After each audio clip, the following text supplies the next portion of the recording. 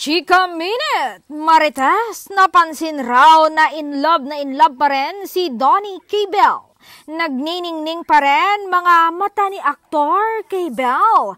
Napansin niya raw ito nang dumalo siya sa birthday party ni Ma'am Cory Vidanes.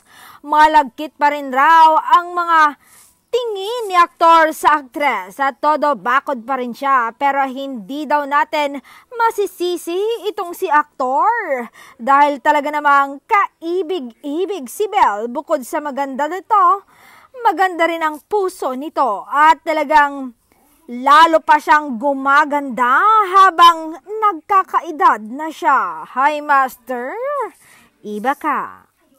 In love.